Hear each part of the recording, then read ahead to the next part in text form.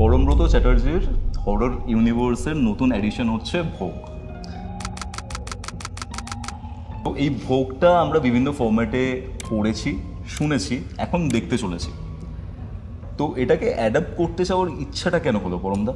তো এই যে ডামরি, এই অভিনয়টা করতে গিয়ে, কারণ খুবই ডার্ক একটা ক্যারেক্টার আর খুব গোর একটা ব্যাপার রয়েছে এই জিনিসটার মধ্যে, অভিনয় করার সময় তোমার ফার্স্টে বলো তোমার কি ফিল হয়েছিল?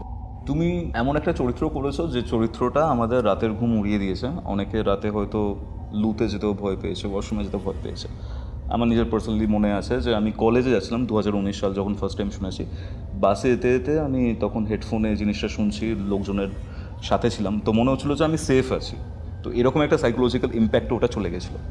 তো তুমি যখন এই ক্যারেক্টারটা প্লে করলে, তুমি কি কোনোভাবে এইসব ভূত প্রেত, অতি প্রাকৃতিক জিনিসপত্র বা সুপার ন্যাচারাল বিংস যদি আমি কনসিডার করি, এগুলো বিলিভ করো কি তুমি? শুটের যদি কোনো ফানি এক্সপিরিয়েন্স বলো যে করতে গিয়ে হয়েছে। তাই বলিস না এগুলো, সিরিয়াস দাদা, এটা রেখো। তোমার কি মনে হয় যে ভগবান, দেবী, অপদেবী, হোয়াট এভার দ্যাট ইজ, অপদেবীদের ব্যাপারটা আলাদা, এরা কি তাদের যে ভক্ত রয়েছে তাদের থেকে কি ভোগ চান, মানে তাদের থেকে স্যাক্রিফাইস চান? What do you think? ভয় ভয় বলছো কেন? অ্যাকচুয়ালি পরমব্রত চ্যাটার্জির হরর ইউনিভার্সের নতুন এডিশন হচ্ছে ভোগ। তো এই ভোগটা আমরা বিভিন্ন ফরম্যাটে পড়েছি, শুনেছি, এখন দেখতে চলেছি। তো এটাকে অ্যাডাপ্ট করতে চাওয়ার ইচ্ছাটা কেন হলো পরমদা? প্রথমত বলি যে আমার তৈরি একটা হরর ইউনিভার্স যে তৈরি হয়েছে, এইটা শুনেই আমার মাই ডে ইজ মেড, মানে প্রচণ্ড খুশি হয়ে গেছি। আসলে সত্যি সত্যি বাংলায় হরর হতো না। আমি যখন প্রথম 2023-এর গোড়ার দিকে এসে বলেছিলাম যে আমি হরর নিয়ে কাজ করতে চাই, তখন সেটা সকলেই বেশ বিস্মিত হয়েছিল আর কি। তারপর যখন পর্ণশবরী সাপ হলো, যখন প্রচুর মানুষ দেখলেন এবং ভালো লাগলো তাদের, তারপরে ঠিকই ছিল যে ভাদুরী মশাইয়ের ফ্র্যাঞ্চাইজি আমরা কন্টিনিউ করব। তো আমরা যখন নিকষ ছায়া করলাম, সেটা আরও বেশি মানুষ দেখলেন। সেই সময় থেকেই কথা শুরু হতে আরম্ভ করলো যে হররে ভাদুরী মশাইয়ের ফ্র্যাঞ্চাইজি ছাড়া আর কি করা যায়। এবার আমার সুপার ন্যাচারাল হরর নিয়ে চিরকালই আগ্রহ ছিল, কিন্তু সত্যি কথা বলতে কি আমার গত 3-4 বছরে এই আগ্রহের মাত্রাটা অনেকটা বেড়েছে। এবং সেটার জন্যে আমি একদম মানে মন খুলে কৃতজ্ঞতা জানাতে চাই হচ্ছে audio stories and audio books ইত্যাদি এগুলিকে। তো আমি অনেকটা লম্বা সময় কলকাতার বাইরে কাটিয়েছি, এখন একটু কম কাটাচ্ছি এই মুহূর্তে, কিন্তু কাটাই এবং আগামীতেও আশা করছি কাটাবো। তো সেই সময়গুলোতে যতই সিনেমা দেখি, যতই সিরিজ দেখি না কেন, মাঝে মধ্যে না ওই একদম কি বলবো, মানে খুব কমফর্ট ফুডের মতো, মানে ভাত ডাল আলু ডিম সেদ্ধর মতো আর কি, কানে হেডফোনে লাগিয়ে গল্প শুনতে বেশ লাগে আর কি। তো সেইটা করতে গিয়ে আমার সুপার ন্যাচারাল হররে আগ্রহটা আবার নতুন করে জেগে ওঠে, এবং যে 2-3টে গল্পের হাত ধরে আমার এই অডিও স্টোরি শুনতে শুরু করা, তার মধ্যে নিঃসন্দেহে ভোগ একটা, প্রথম দিককার একটা। এবং আমি ভোগ শুনে আমি পুরো মিডল স্টাম্প পড়ে গেছিলাম আর কি পুরোপুরি। এবং সেটা মজার একটা গল্পও আছে। সেটা ওই আমি সেই সময় একটি শ্যুটের কারণে এমপিতে ছিলাম, মধ্যপ্রদেশের ভোপালে ছিলাম। তো আমি শ্যুটটা আমার আগে হয়ে গেছিলো আর কি সন্ধেবেলা। তো সেদিনকে সকালে আমার জিমে যাওয়া হয়নি বলে আমি বললাম ঠিক আছে, জিমে তো যাওয়া হয়নি, তাহলে আমি এখান থেকে এটা বেশ 5.5-6 কিলোমিটার ছিল হোটেলটা। আমি আমার জন্য নির্ধারিত গাড়িটিকে বললাম যে ভাই আপনি চলে যান ফেরত, আমি হেঁটে যাবো আর কি। তো তিনি একটু বিস্মিত হয়ে আমাকে দেখে গাড়ি চালিয়ে চলে গেলেন। এবার হাঁটতে আরম্ভ করেছি, তো 6 কিলোমিটার মতো রাস্তা আমি হাঁটতে আরম্ভ করছি সন্ধ্যে 8:30 নাগাদ আর কি। তো 6 কিলোমিটার মতো রাস্তা 1 ঘন্টা তো লাগে আর কি। তো 9:30 10:15 দিকে যখন আমি হোটেলের কাছাকাছি চলে এসেছি, হোটেলটা একটুখানি শহরের প্রান্তে ছিল, তো একটু ফাঁকা, আউটস্কার্টস। হ্যাঁ, তো দেখেছো বাংলা বললে আজকাল বুঝতে পারে না, ভাষাটা একেবারে ইংরেজি করতে হয়। আমার এক মাস্টারমশাই ছিলেন নরেন্দ্রজিৎ দা বলে, উনি বলতেন যেটাকে বাংলায় তোমরা হোটেল বলো ধর্মশালা, এটাকে বাংলায় তোমরা হোটেল বলো, এরকম আর কি ব্যাপারটা। হ্যাঁ, প্রান্ত মানে বাংলায় যেটা আউটস্কার্টস। হ্যাঁ, তো এবার হাঁটতে ওখানে গিয়ে হোটেলের কাছাকাছি দেখলাম ফাঁকা হয়ে গেছে জায়গাটা, আর তখন ভোগ একেবারে চরমে পৌঁছেছে, মানে তো তখন আমার রাস্তায় বেশ চাপ হয়েছিল। মানে ওই দায়িত্ববাবুর পোর্শনে চলে গেছে। কোন বাবুর? দায়িত্ববাবু মানে ও আচ্ছা, হ্যাঁ সেসব হয়ে গেছে, ওসব হয়ে গেছে আর কি। হ্যাঁ, তো সেসব হয়ে গিয়ে মানে বেশ ক্লাইম্যাক্সের দিকে যাচ্ছে আর কি। তো সেই সময় থেকেই ভোগ গল্পটা আমার ভীষণ প্রিয়, এবং তখন আমি হইচইকে বলি যে তোমরা যেহেতু বলছো আমাকে আরেকটা হরর কিছু বানাতে, অ্যাপার্ট ফ্রম ভাদুরী মাসোয়ারি ফ্র্যাঞ্চাইজি, আমি ভোগ বানাতে চাই।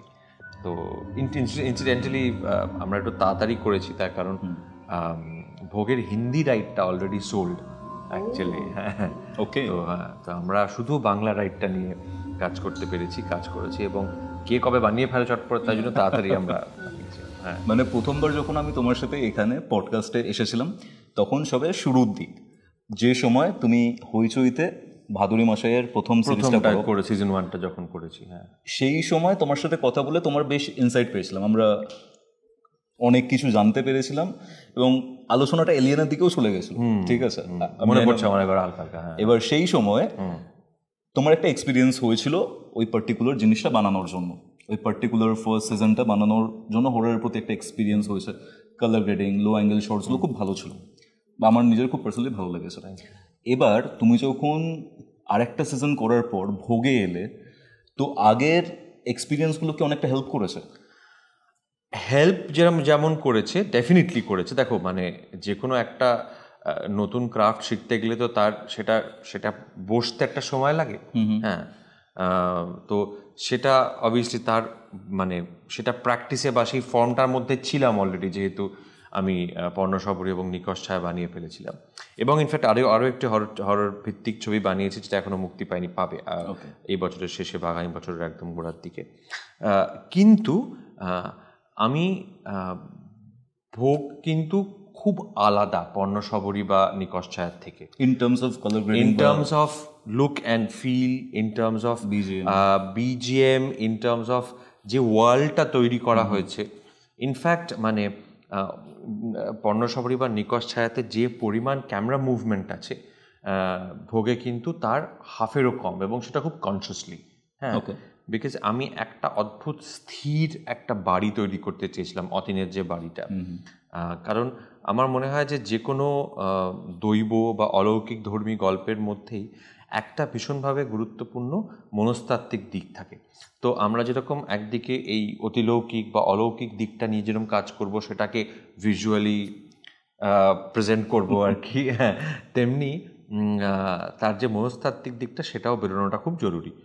তো সেইটা ক্রিয়েট করার জন্যে আমার মনে হয়েছিল যে ভোগের মনস্তাত্ত্বিক দিকটা নিকষ ছায়া বা পর্ণসবরীর মনস্তাত্ত্বিক দিকটার থেকে অনেকটা আলাদা।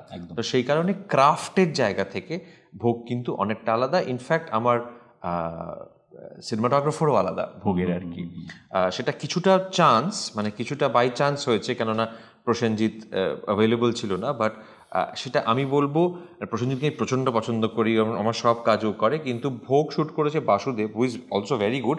কিন্তু বাসুর সঙ্গে আমি জানতাম বাসুর মধ্যে একটা মানে দুজনের মধ্যে একটা যেভাবে তারা ভিজুয়ালস দেখে, ইমেজ যেভাবে দেখে, তার মধ্যে একটা ফান্ডামেন্টাল পার্থক্য আছে।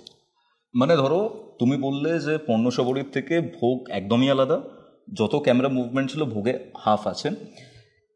আমার কোনো একটা অ্যাঙ্গেল থেকে মনে হয় যে এরকম টাইপের দেবী, অপদেবী বা শক্তিশালী কোনো জিনিস কোনো একটা পার্টিকুলার জায়গায় থাকলে সেটা বাইরের ডাইমেনশনের থেকে একদম চেঞ্জ হয়ে যায়, সময় হয়তো অনেকটা থমকে যাবে ওই পার্টিকুলার জায়গাতে।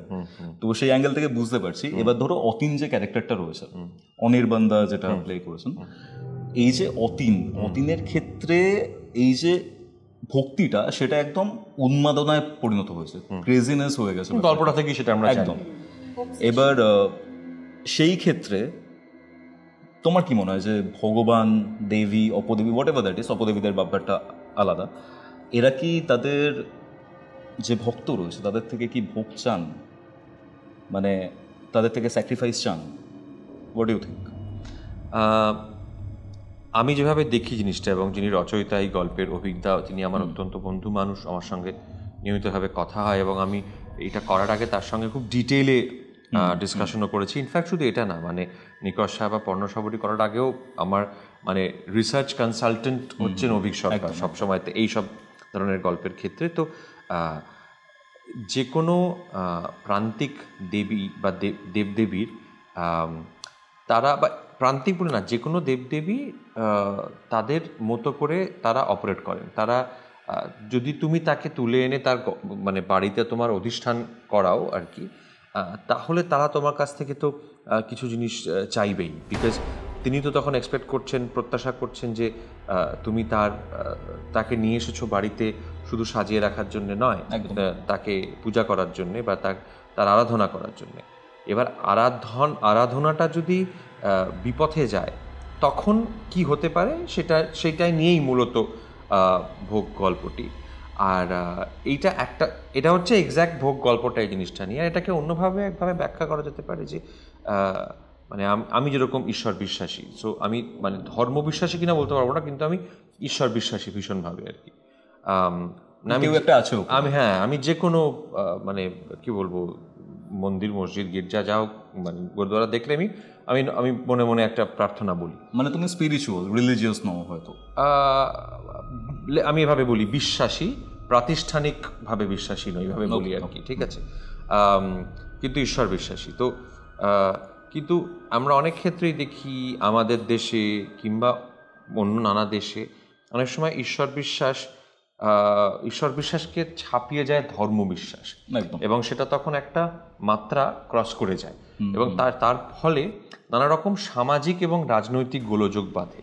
তো এইখানে কোথাও একটা লাইন টানা ভীষণভাবে দরকার, যে কখন আমার ঈশ্বর বিশ্বাসটা ব্যক্তিগত থেকে কখন সেটাকে আমি ধর্মবিশ্বাসে পরিণত করছি, এবং সেই বিশ্বাসটাকে আমি কখন আরও আমার মতো কিছু লোককে এককাট্টা করে আরও অনেক লোকের উপর চাপিয়ে দেওয়ার চেষ্টা করছি। তো এই অবসেশনটার আমি নিঃসন্দেহে বিরোধী। এবার ধরো এই যে দেবী মাতঙ্গী, তাকে নিয়ে এত কথাবার্তা এখন হচ্ছে, বাট কিছু সময় আগে অবধিও আমরা এনার নাম জানতাম না। দশ মহাবিদ্যার নবম দেবী। এনার ব্যাপারে পড়াশুনো করতে গিয়ে আমি যেটা পেয়েছি সেটা হচ্ছে যে আমার টু সাম এক্সটেন্ট মনে হচ্ছে যে ইনি হয়তো প্রান্তিক দেবী বা নিষিদ্ধ দেবী। এবার ভগবানদের মধ্যেও একটা ডিফারেন্সিয়েশন, একটা মানে ভেদাভেদ রয়েছে। এবার কোনো জায়গায় কি মনে হয় যে এটা ক্লাস স্ট্রাগলের একটা রিফ্লেকশন এসেছে আমাদের ধর্মের মধ্যেও? খুব ভালো ইনসাইট এটা। তবে আমার মনে হয় আমি একা অনেকক্ষণ ধরে বকবক করছি, পার্নো একটু কথা বলে নিক। আর এরকম একটা চমৎকার প্রশ্ন, তো আমি একটু উত্তরটাও সাজিয়ে নিই, ওর সঙ্গে একটু কথা বলে নাও। তো পার্নো, কেমন আছো বলো আগে? দারুণ আছে। এই যে ভোগ শুট হয়েছে, আমি একটু আগে যখন ঢুকলাম তখন তোমার চোখের ব্যাপারটা দেখে আমার একটুখানি মনে হলো যে একটু ভয় পাবো কি অ্যাকচুয়ালি। আমিও ভয় পেয়েছিলাম আয়নাতে দেখে। এবার তুমি এখানে অ্যাকচুয়ালি একটু বোল্ডলি বলছি, তুমি একজন পিশাচিনীর অভিনয় করেছো। ভয় ভয় বলছো কেন? কারণ তোমাকে দেখে তো ভয় লেগেছে ইনিশিয়ালি, সেই ফ্যাক্টরটা এখনো রয়েছে, রিল্যাক্স হতে টাইম লাগছে। তো এই যে ধরো তুমি পিশাচিনীর অভিনয়টা করেছো, ডামরি, তো এই যে ডামরি, এই অভিনয়টা করতে গিয়ে, কারণ খুবই ডার্ক একটা ক্যারেক্টার, মানে আমরা বইতে যা পড়েছি বা যাই হয়েছে, খুবই ডার্ক ক্যারেক্টার, আর খুব গোর একটা ব্যাপার রয়েছে এই জিনিসটার মধ্যে। অভিনয় করার সময় তোমার ফার্স্টে বলো তোমার কি ফিল হয়েছিল, মানে যখন ক্যারেক্টারটা পেলে? আচ্ছা, আমার জন্য প্রচন্ড থেরাপিউটিক ছিল। হ্যাঁ, আমার মনে হয়েছিল যে দেখো, আমার যেটা মনে হয় যে আমাদের মানুষের মধ্যে একটা obviously we have a white side, we have a dark side, we have a grey side. তো সেখানে গিয়ে আমার মনে হয় ডার্ক সাইডে যে ফিলিংসগুলো আছে, ইমোশনসগুলো আছে, ওগুলো তো আমরা চেপে রাখি, রাইট? ওগুলো তো সচরাচর বেরোতে চায় না কারোর, মানে হিংসে, রাগ, কখনো কখনো তো মনে হয় আটটা মারে, ওগুলো তো বেরোয় না, ওগুলো তো ভেতরে চাপায়। ওটা তুমি ওই বেডটা তুমি শুধু বাড়িতে যখন থাকো, ওই বেডটা তুমি ওই মানুষটাকে শুধু তুমিই চেনো, একদম কেউ চেনো না। আমার মা, বাবা, বোন, অ্যাস্ট্রোলজার, কেউ জানে না। মানে অন্তত তুমি ভাবো যে তুমি আর কেউ চেনে না। আই ডোন্ট থিংক মানে এভরিবডি ইজ, মানে এক্স্যাক্টলি কতটা ডার্ক তো হ্যাঁ সেটা কেউ জানে না। মানে someone could actually want to murder people, you will not know that. কতটা ডার্ক সেটা তো আমরা কেউ জানি না, এক্সিকিউট করছে কিনা সেটা ম্যাটার করছে, বাট ভেতরে আছে ব্যাপারটা, ভেতরে আমার মনে হয় থাকে। অল্প বিস্তার থাকে। তো ডামরির চরিত্রটা করতে গিয়ে আমার যেটা হয়েছে যে আমি ওই ডার্ক সাইডটাকে চ্যানেলাইজ করতে পেরেছি।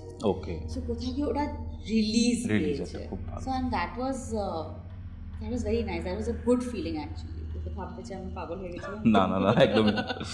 মানে খুব সুন্দরভাবে তুমি উত্তরটা দিলে। মানে ডার্ক যে ব্যাপারটা রয়েছে ক্যারেক্টারের মধ্যে দিয়েই অ্যানালাইসিস হয়েছে। এবার এই জায়গাতে কি মেথড অ্যাক্টিংয়ের প্রয়োজন ছিল মানে ডামরির ক্যারেক্টারটা করতে গিয়ে? মানে প্র্যাকটিস করেছো ভাবে? অনেক রকমের মানে অভিনয় হয়, অনেক রকমের স্কুল অফ অ্যাক্টিং আছে।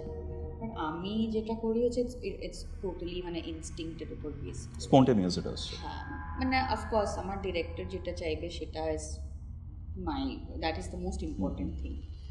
পরমের সাথে একদিন বসলাম, ও কীভাবে, আমি যেহেতু ভোগের ফ্যান, আমি বাকি সবার মতনই আমিও ভোগের বিশাল ফ্যান।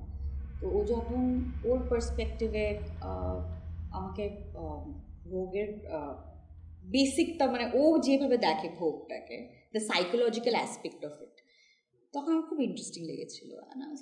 এটা এইভাবেও দেখা যায়, কিন্তু কারণ আমি তার আগে শুধু এন্টারটেনমেন্ট, ভয়, ভূত, হরর, হুয়াভাবেই দেখছিলাম। তো আমার খুব ওটা ভালো লেগেছিলো এবং ওটা মাথায় রেখে বাকি অভিনয়টা করা। So I had a great time doing it. তুমি এমন একটা চরিত্র করেছো যে চরিত্রটা আমাদের রাতের ঘুম উড়িয়ে দিয়েছে। অনেকে রাতে হয়তো লুতে যেতেও ভয় পেয়েছে, ওয়াশরুমে যেতেও ভয় পেয়েছে।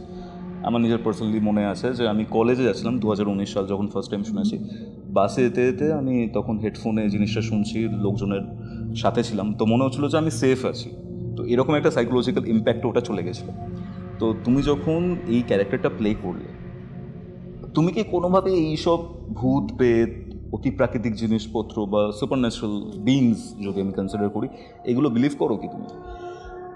ভালো লাগে, অনেক কৌতূহল আছে এটার প্রতি, কিন্তু মানে তোমার মনে হয় যে কেউ একটা আছে, বাট তুমি এক্সপিরিয়েন্স করো না? হ্যাঁ, মানে অনেকে বলে যে এরকম আমি ফিল করতে পারছি, যেরকম আমার বোন, আমরা যদি কোনো আমরা একদিন যাচ্ছিলাম আমার ওই আলিপুরের দিকে, নাম ভুলে গেছি, আমরা ওই রোডটাতে একজন ডিজাইনারের স্টোরে যাচ্ছিলাম, রিমাউন্ট রোড, ওই কাটাপুকুরের রাস্তা। আমি তো জানি না, আমার বোন বলছে দিদি I'm not feeling good, I feel this is not giving me a good feeling. চুপ করতো, শুধু বাজে কথা, কারণ আমি সত্যি কিচ্ছু ফিল করছি না। তারপরে গেছি আমি ওদের স্টোরে যাওয়ার পরে আমি চা খাচ্ছি বাইরে দাঁড়িয়ে দাঁড়িয়ে, বেশ সুন্দর জায়গাটা, বলছে এখানে তো এই মর্গটা এখানে। I said sorry to my sister after that. ও বেচারা সত্যি ফিল করতে পেরেছে। ঠিক আছে আজকের থেকে তো আই উইল বিলিভ। ও যেরকম অনেকে যেরকম ফিল করতে পারে, কারোর প্রেজেন্স ফিল করছে, ভাইবসটা ভালো না, ভাইব, নেগেটিভ এনার্জি, এগুলো অনেকে ফিল করতে পারে। এটা আমি একদম আমার আনফরচুনেটলি ফিল করতে পারি না। আমার আনফরচুনেটলি মনে হয় কোথাও না, তুমি ফরচুনেট অ্যাকচুয়ালি যদি ফিল করো, এতজনের সাথে কমিউনিকেশন হয়েছে, এটা অনেকটা ডার্ক দিকে চলে যায় অ্যান্ড লাইফের জন্য ভালো নয় এই জিনিসটা। আচ্ছা জানি না, আমার খুব ইচ্ছে আছে, ভেরি অ্যাডভেঞ্চারাস লাইক দ্যাট। তো পরমদা, তোমার প্রশ্নে আসি। দেখো, মানুষের কাছে ঈশ্বর বিশ্বাসটা কোথা থেকে এসেছে? ভয় থেকে আমার মনে হয়। এক্স্যাক্টলি, হ্যাঁ। মানুষ, আদিম মানুষ বৃষ্টি জল পড়লে সেটার থেকে বাঁচতে হবে কি করে জানতো না, বিদ্যুৎ চমকালে বাঁচতে হবে কি করে জানতো না, ঝড় হলে, খরা হলে বাঁচতে হবে কী করে জানতো না। সেই জন্য তারা কিন্তু তাদের সার্ভাইভালের জন্যে তারা বুঝতে পেরেছে এগুলো আমাদের হাতে নেই, এগুলো আমাদের ক্ষমতার বাইরে। হ্যাঁ, তো ঈশ্বরের মূলে কিন্তু প্রকৃতি আছে, হ্যাঁ, বিকজ প্রকৃতি আমাদের হাতে নেই কারোর, রাইট?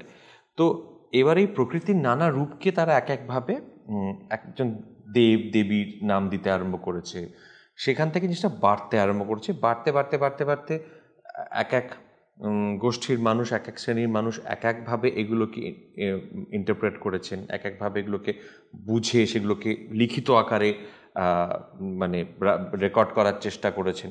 সেখান থেকে বিভিন্ন আলাদা আলাদা ধর্মের তৈরি হয়েছে, ধর্মের সৃষ্টি হয়েছে, আলাদা আলাদা ধর্মবিশ্বাসের সৃষ্টি হয়েছে। এইখান থেকে তো ধর্মের শুরু। সেইখান থেকে তোমায় বুঝতে হবে যে যখন দুটো পাশাপাশি ধর্মবিশ্বাস তখন তৈরি হয়েছে, তখন যেমন ধরো এই যে আমরা তন্ত্র নিয়ে এত কথা বলি, তন্ত্রে কিন্তু ভীষণভাবে তন্ত্র কিন্তু হিন্দু ধর্মের শুধু জিনিস নয়, তন্ত্র ভীষণভাবে না, ইজিপ্ট তো দূরে চলে যাচ্ছে। আমি বলছি যে মানে আমাদের এখানে যে তন্ত্র প্র্যাকটিসড হয় তার মধ্যে প্রচণ্ড একটা বৌদ্ধ ধর্মের প্রভাব আছে, বিকজ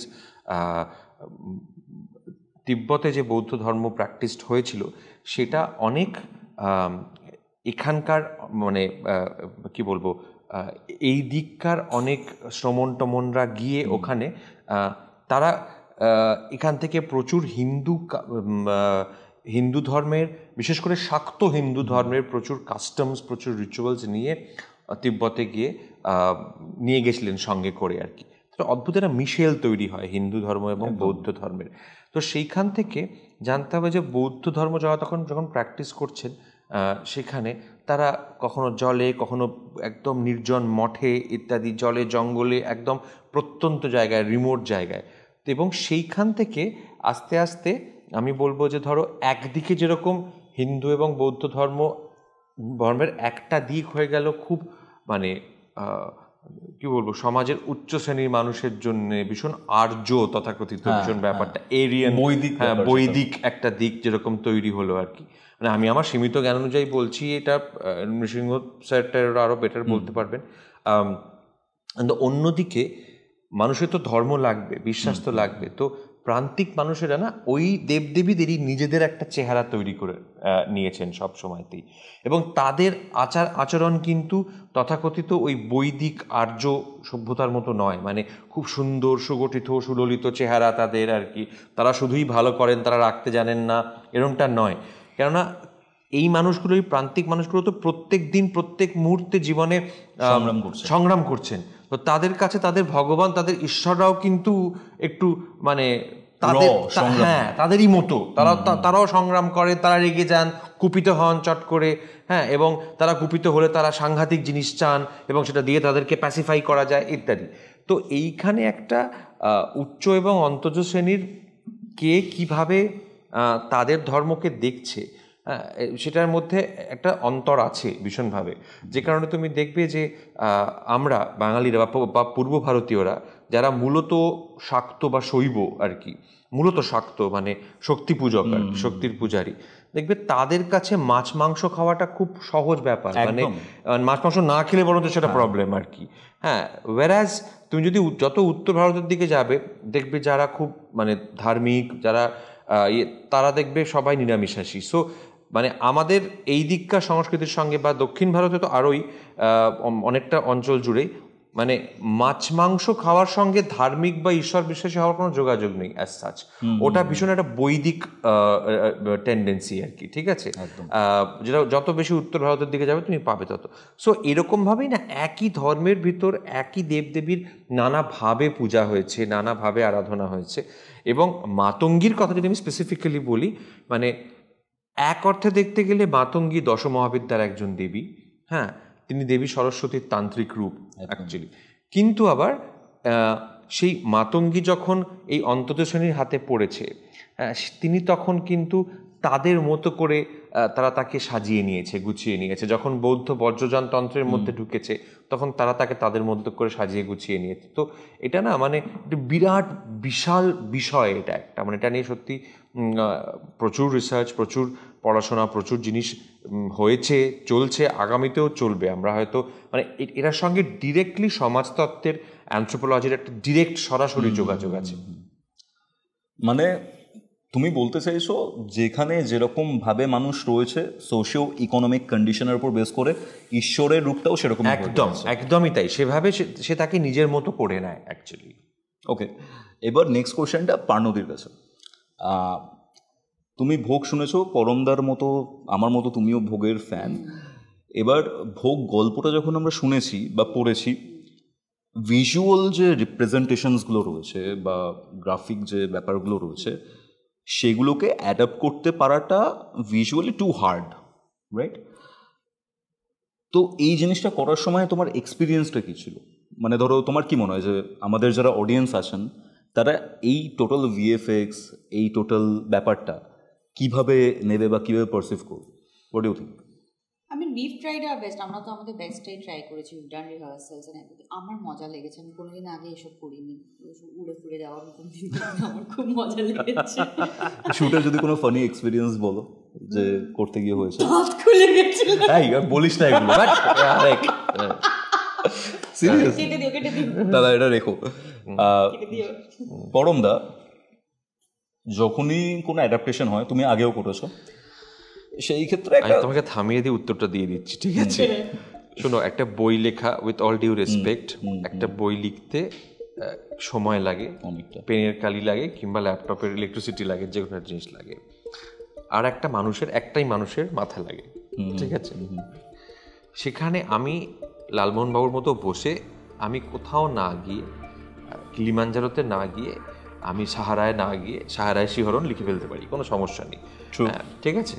কল্পনা শক্তির হাত ধরে যে মুহূর্তে আমি এই জিনিসটাকে অডিও ভিজুয়াল ফর্মে আমি যখন অ্যাডাপ্ট করছি, তখন তো আমার একটা মানুষ ল্যাপটপে বা হাতে লিখলে হবে না, তখন তো আমাকে দেখাতে হবে, ঠিক আছে? আমি খুব সহজে লিখে দিতে পারি, গ্রামের পর গ্রাম জ্বলে গেল, এক লাইন লাগবে লিখতে, একটা পাতার মানে 1/10 একটা স্পেস লাগবে। এবার তুমি এটা শুট করে দেখাও আমাকে, গ্রামের প্রোগ্রাম চলে গেল, ঠিক আছে?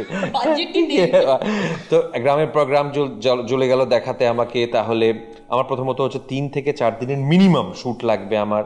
হ্যাঁ, আমার লোক লস্কর লাগবে, প্রত্যেক দিন অন্তত 100টা লোক লাগবে। হ্যাঁ, আমাকে হয় 3টে বা 4টে, মানে আমি যদি অন্তত 3টে 4টে গ্রাম না দেখাই, তাহলে গ্রামের প্রোগ্রাম আইডিয়াটা হবে না। হ্যাঁ, দেখো লিখতে কিন্তু লাগছে গয়রফলা আকার ময়কার র প র, গয়রফলা আকার ময়কার র, গ্রামের প্রোগ্রাম শেষ এখানে ব্যাপারটা। হ্যাঁ, এবার আমি যদি গ্রামের প্রোগ্রাম যদি দেখাতে যাই, অন্তত 3-4টে গ্রাম দেখাতে হবে, নাহলে ইউটিউবে তো লোক এসে খিস্তি করবে। হ্যাঁ, এবার ব্যাপারটা হচ্ছে এই 3-4টে তো গ্রাম তো আমাকে তাহলে হয় সেট তৈরি করতে হবে। এই একটা সেট তৈরি করতে আমার ধরো একটা প্রপার মিনিমাম, যদি গ্রামে যদি দেখাতে চাই 10-12টা ঘর আছে আর কি, আমি বলছি খুব মানে কনজারভেটিভলি বলছি, ওই একটা সেট করতে আমার 18 থেকে 20 লাখ টাকা লাগবে। ও ভাই সাহেব, ঠিক আছে? আচ্ছা, আমি যদি সেট করলাম না, আমি একটা গ্রামে গেলাম, ভাইটি দেখে বললাম যে আমি না তোমার একটা দিক দেখাও যেখানে কেউ থাকে না, সেখানে একটা ঝুপড়ি ফেলবো, সেগুলো জ্বালাবো, সেভাবে হতে পারে। সেইটা আমার 4 দিন ধরে শুট করতে হবে, তার একটা কস্ট আছে, 10 লাখ টাকা মতো লাগবে পার গ্রামে, তারপর একে তাকে দেওয়া, মানে বুঝতে পারছো ব্যাপারটা? এবার মানে অ্যাডাপ্টেশনটা না মানে অত সোজা নয় জিনিসটা, একদমই। হ্যাঁ, একটা হচ্ছে লজিস্টিক্যালি একটা বই, একটা গল্প লেখা একজন মানুষের ভীষণ খাটনির কাজ, সেটা কোনো সন্দেহ নেই, কিন্তু একটা বই লিখতে কোটি কোটি টাকা লাগে না, এটা মানতে হবে, ঠিক আছে? একটা বইয়ের সঙ্গে বইয়ের অর্থনীতিটা, তার ইনভেস্টমেন্টটাও কম, তার রিটার্নটাও মানে সে অনুপাতে সেরকমই আর কি, ঠিক আছে? একটা বই পাতা লাগে, কাগজ লাগে, কালি লাগে ছাপতে, এখন আরো কম লাগে বিকজ এখন ইবুক পাওয়া যায়, ঠিক আছে? যেটা সিনেমা বা সিরিজ বানাতে তার কিছু না হোক ধরো 100 গুণ বেশি খরচ হয়, আরো বেশি, হ্যাঁ 100 টাইমস বেশি খরচ হয়। এটা লজিস্টিক্যাল দিকে একটা বললাম, আর একটা হচ্ছে পিওরলি ক্রিয়েটিভ দিক আছে একটা, মানে একটা বই তুমি পড়তে থাকো, লাইনের পর লাইন পড়ছো, লাইনের পর লাইন পড়ছো, সেখানে তোমার কিছু লজিক্যাল লুপহোল তুমি স্কিপ করে যাবে, কেননা তোমার হাতে ভিজুয়াল রেফারেন্স নেই। তুমি ধরো আজ থেকে 2-3 দিন আগে তুমি 223 পাতা পড়েছো, হ্যাঁ, আজকে তুমি পড়ছো 450তম পাতা, তুমি 223 পাতায় কি লেখা হচ্ছে তুমি কিন্তু ফ্লোতে পড়ছো, অত তোমার খেয়াল নেই। কিন্তু অডিও ভিজুয়াল সমস্যাটা এই 1 সেকেন্ড দাঁড়া 10 সেকেন্ড পিছু আগের পিছনটা যত আগের পিছনটা যত করে তুমি you can go back and watch, right? হ্যাঁ, তো সেটা একটা আছে। কাজে তুমি লজিক্যাল লুপহোল প্রচণ্ডভাবে গল্পে থাকে, হ্যাঁ, সেটাকে পূরণ করতে হয়। সেটাকে পূরণ করতে গিয়ে আমি অনেক ক্ষেত্রে দেখেছি যে অডিয়েন্স বিরূপভাবে রিয়াক্ট করেন, যে এটা কেন হলো, হ্যাঁ, এবার তখন তাদের জনে জনে গিয়ে বোঝা সম্ভব হয় না, এটা যদি না হতো তাহলে ওখানে এত বড় একটা যুক্তিতে গলদ থাকতো, ঠিক আছে? এইটা একটা আছে। এবং তৃতীয়ত একটা জিনিস আছে, সেটা হচ্ছে যে পিওরলি ক্রিয়েটিভ ফ্রিডমের জায়গা আছে একটা, যে আমি তো যেটা লেখা আছে সেটা যেটা বানাচ্ছি সেটা আমার রূপ বানাচ্ছি সেটা, হ্যাঁ। সেখানে যেমন ধরো ভোগে একটা জিনিস আছে, শুরুতে দেখবে লেখা থাকবে একদম গল্পের শুরুতে, যে অতীনের জীবনটাকে যখন ডেসক্রাইব করা হচ্ছে তখন বলা হচ্ছে যে অতীন একটি ভালো চাকরি করে, অতীন তার বন্ধু সুবেশ আগরওয়ালের সঙ্গে, যে কিউরিও শপের যে মালিক আর কি, সে তার সঙ্গে সপ্তাহান্তে গিয়ে পানাহার করে, বা সপ্তাহের মাঝে মধ্যে যায়, এই ওর বন্ধু, এবং বাড়িতে তেমন আর কেউ নেই, কিন্তু সচ্ছল বললেও চলে, অভাব তেমন একটা নেই। মা বাবা রেখে গেছেন, টাকা পয়সা রেখে গেছেন মোটামুটি, মা বাবা মারা গেছেন অকালে, তো ওর নির্ঝঞ্ঝাট জীবন। এইটা লিখতে একটা পাতা লেগেছে, দেখাতে কতটা। হ্যাঁ ঠিক আছে, এটা লিখতে আমি বুঝতে পারছি তুমি কোশ্চেনটার মাধ্যমে খুব ট্রিগার্ড হয়ে গেছো। কারণ হ্যাঁ ট্রিগার্ড, এই কারণে আমি ট্রিগার্ড যদি হয়ে থাকি, এই কারণে ট্রিগার্ড, তার কারণটা হচ্ছে আমি একটা জিনিস আমি দর্শকদের ক্ষেত্রে আমি নোটিস করেছি, যেটা আজকের সময়েরও দোষ, সেটা শুধু দর্শকদের দোষ না। এখন আসলে সবাই সমাজ মাধ্যমে এত লোকের তাড়া না কিছু লেখার, একটা কিছু ঘটলো মনে হয় ফোমো হতে থাকে লোকের, হ্যাঁ, যে অমুকের বাড়িতে বেল পাকলো আমার কিছু হলো, ঠিক আছে, মানে আমি যদি কাক হইও, বা আমার প্রবাদটা আছে না, বেল পাকলে কাকের কি, কাকের অনেক কিছু আজকের দিনে, হ্যাঁ বেল পেকেছে সব কাক একসাথে গিয়ে, এবার কোন কাক গিয়ে আগে কাকা করবে, এটা নিয়ে একটা ফোমো হতে থাকে আর কি। তো এবার ব্যাপারটা হচ্ছে যে দর্শকরা যখন একটা কমেন্ট করে না, একটা যে কোনো কন্টেন্ট দেখে, বিশেষ করে অ্যাডাপ্টেশনের কিছু দেখে, তারা প্রত্যাশা করেন যে জিনিসটার এক্স্যাক্ট প্রতিরূপ ছবিতে উঠে আসবে, এবং তাদের মাথায় রাখতে হবে যে ওটা ক্রিকেট ছিল, এটা ফুটবল, হ্যাঁ দুটো আলাদা মাধ্যম, ঠিক আছে। খেলতে গিয়ে আমি ক্রিকেটে একটা গল্প বলতে পারি, ক্রিকেটীয় পরিভাষায় লাগানের গল্প বলা যেতে পারে, একইভাবে একই ইন্সপায়ারিং একটা গল্প ফুটবলে নিয়ে এসেও বলা যেতে পারে, বাট তাতে কিছু ফান্ডামেন্টাল জিনিস তো চেঞ্জ হবে একদম। তাতে তো ব্যাট বল উইকেট থেকে চেঞ্জ হয়ে একটা গোল বল হবে, এবং সে 22টা লোক তার পেছনে দৌড়দৌড়ি করছে হবে, রাইট, ঠিক আছে, গোল পোস্ট থাকবে, যেটা এখানে থাকবে না। তো মাধ্যমটা আলাদা, এটা বুঝতে হবে। মানে ইভেন আমি পূর্ণসবরীর সাপের ক্ষেত্রেও বলছি, ফার্স্টে যখন ওরা পাহাড়ে যাচ্ছে, বইতে ছিল থারে যাচ্ছে, তোমরা অন্য কোনো গাড়ি দেখিয়েছিলে, ইভেন সেই জায়গাটাও নিয়ে আমি কমেন্টস দেখেছি, ভরপেটটা কমেন্টস দেখেছি। সব থেকে বেশি যেটা কমেন্ট হয়েছিল পর্ণসবরীর ক্ষেত্রে, তুমি যেহেতু তুললে, সেটা হচ্ছে শেষটুকু নিয়ে। এবার শেষটুকু নিয়ে যেটা আমার সৌভিকের সঙ্গে আমি খুব ক্লিয়ারলি ডিসকাস করেছিলাম, যে আমি এতক্ষণ ধরে মানে দৈবে বিশ্বাস করালাম মানুষকে, ঠিক আছে, করে কোথাও একটা আমার মনে হয় হয়তো লেখকের শেষে গিয়ে মনে হয়েছে এতটা ঈশ্বর বিশ্বাসী হব না, হ্যাঁ আমি মানুষই করে জিনিসটা। পর্ণসবরীর শেষে তো তাই আছে, অরিজিনাল গল্পটার শেষে। এবার আমি এবং চিরঞ্জিত দামলি সিদ্ধান্ত নিয়েছিলাম যে পর্ণসবরীর সাপের যারা রিডার, তারা যেমন দেখবেন, তেমনি আরো বৃহত্তর দর্শকও দেখবেন। তাদের যদি শেষকালে আমি বলি যে না এতক্ষণ ধরে তোমাকে আমি যে দেবীতে, যে দৈবত্বে বিশ্বাস করালাম, সেটা কিছু না, ওটা ফালতু ছিল, হ্যাঁ ঠিক আছে, একটা লোকই এসে, একটা মানুষই এসে সবটা আসলে করেছিল, তাহলে আমাদের দেশের বৃহত্তর দর্শকের যে বিশ্বাসের যে কাঠামোটা আছে, তাতে একটা বড় ধাক্কা লাগতে পারে, হ্যাঁ। তো সেই কারণে শেষে ওটা আমরা রেখেছিলাম যে না, ওটা দৈবত্বের জন্যই হয়েছে। এবং ইন্টারেস্টিংলি আমিও দেখেছি, যখন পর্ণসবরীর সাপ প্রথম স্ট্রিম করা শুরু করে, প্রথম 2-3 দিন প্রচুর লোক এসে লিখছিলেন যে শেষটা কেন চেঞ্জ হয়ে গেল, শেষটা কেন চেঞ্জ। এবার আমি জাস্ট সবাইকে বলছিলাম ধৈর্য ধরো একটু। যেই ওই পর্ণসবরীর লয়াল পাঠকদের লটটা যেই শেষ হয়ে গেল, তখন নর্মাল সাধারণ দর্শকরা সে দেখতে আরম্ভ করলেন, তাদের তো কোনো প্রবলেম হচ্ছে, তাদের ভালো লাগছে দেখতে, তাদের একদম, হ্যাঁ একদম। সো এটা ওই যারা একটা গল্পের প্রতি এক ধরনের লয়্যালটি মানুষের তৈরি হয়, তারা ফর্চুনেটলি বা আনফর্চুনেটলি এক্স্যাক্টলি সেটাই পর্দায় দেখতে চান। এক্স্যাক্টলি পর্দায় সেটা দেখানো সম্ভব নয়, অ্যাজ আই সেড। আর একটা টেকনিক্যাল রিজন আছে পরমদা, আমি একটা জিনিসকে যেভাবে ইমাজিন করছি, তুমি তো সেরকম ভাবে করবে না, তো ইমাজিনেশনের ওটা তো বললাম ক্রিয়েটিভ ফ্রিডম, অফকোর্স সেটাই ক্রিয়েটিভ ফ্রিডম। তার থেকেও আগে আমি বলছি ক্রিয়েটিভ ফ্রিডম তো আছেই, কিন্তু আমি বলছি যেরকম ভোগে আমি অরিজিনাল গল্প থেকে বোধহয় মানে সব থেকে কম সরে গেছি আর কি, মানে একদম সরিনি অরিজিনাল গল্প থেকে। পান্ড জানে, পান্ডজ্ঞান বাউচরের আমি যতবার ভোগ শুনেছি, এবং আমার একটা নিজস্ব ভিশন ছিল ভোগ নিয়ে, প্রচুর ইমাজিন করতাম অবভিয়াসলি, ডেফিনেটলি। সো আমি যখন সেটে যাই, আমার কিন্তু খুব পরিচিত মনে হয়েছে সেটটা, ইট ফেল্ট ভেরি ফ্যামিলিয়ার, মানে এরকম মনে হয়নি যে একদম যেরকম গল্প আমি সেরমই রেখেছি যতটা সম্ভব ওই, কিন্তু একটু চেঞ্জ হবেই, কেননা লেখাটা ক্রিকেট আর সিনেমাটা ফুটবল, তো তার জন্য তো ওই স্টাম্পস চেঞ্জ হয়ে গিয়ে গোলপোস্ট হবেই, সেটা একদম এটা মাথায় রাখতে হবে। তারপর তোমার কি ওখানে ফ্যামিলিয়ার মনে হয়েছে? হ্যাঁ, ফ্যামিলিয়ার ইন দ্য সেন্স যে আমার মনে হয়েছে যে এটাই ভোগ, মানে এরকম নয় যে আউট, মানে আমি যেটা ভেবেছিলাম তার থেকে একদমই আলাদা কিছু বানাচ্ছে। পরমের মানে ভাবনা চিন্তা যেভাবে যেভাবে সেটটা সাজিয়ে, যেভাবে লাইট করেছিল, যেভাবে এনভায়রনমেন্টটা ক্রিয়েট করেছিল, it's very similar to what you hear. তুমি যেটা শুনছো তোমার কিন্তু ওটাই দেখবে, মানে এটা আমার পার্সোনাল ওপিনিয়ন অবভিয়াসলি। সো আমার মনে হয় না এখান থেকে খুব বেশি সরে গেছে গল্পের থেকে, বা যেটা আর কি বলছো তোমরা। অ্যাকচুয়ালি তোমাদের সাথে আড্ডা মেরে এখন আমি একটা জিনিস বুঝতে পারলাম যে ভাবে জিনিসটাকে পারসিভ করছিলাম ভোগের ব্যাপারটা, তোমরাও পারসিভের জায়গাটা অনেকটা সিমিলার। হ্যাঁ, এবং আশা করছি যারা দর্শক রয়েছে, অডিয়েন্স রয়েছে, তাদের সবার খুব ভালো লাগবে। কারণ অনেস্টলি পার্সোনালি বলছি, তোমার প্রত্যেকটা কাজ যেগুলো ডিরেক্ট করেছো সেগুলো খুব ভালো লেগেছে। আমি এবার অ্যাডাপ্টেশন কম্প্যারিজনটা হচ্ছে সেটা আলাদা জায়গা, বাট অ্যাজ আ ক্রাফট খুব ভালো। সেটা হবেও, কম্প্যারিজন হবে, সেই কম্প্যারিজনটা অ্যাকচুয়ালি না ভালো। তার কারণটা হচ্ছে যত আলোচনা হয় একটা জিনিস নিয়ে, তত সেটার বৃদ্ধি এবং পরিধিটা বাড়তে থাকে। একদম একদম। তো ভোগ এখন রমরমিয়ে হইচইতে চলছে, অনেক প্রশংসা পেয়েছে, ভূয়সী প্রশংসা পেয়েছে। পরমদা এবং পার্নদীর সাথে আড্ডা মারলাম, আরও অনেক ইনসাইট জানতে পারলাম। আপনারা কিন্তু ভোগ দেখতে ভুলবেন না, স্ট্রিমিং অনলি অন হইচই। আর তার সঙ্গে বলতে চাই যে এই যে কৌস্তব বসে আমাদের সঙ্গে এতক্ষণ ধরে এত একটা মনোজ্ঞ আলোচনা করলো, এত ইন্টারেস্টিং একটা আলোচনা করলো, সত্যি আমি এনজয় করেছি খুব আলোচনাটা।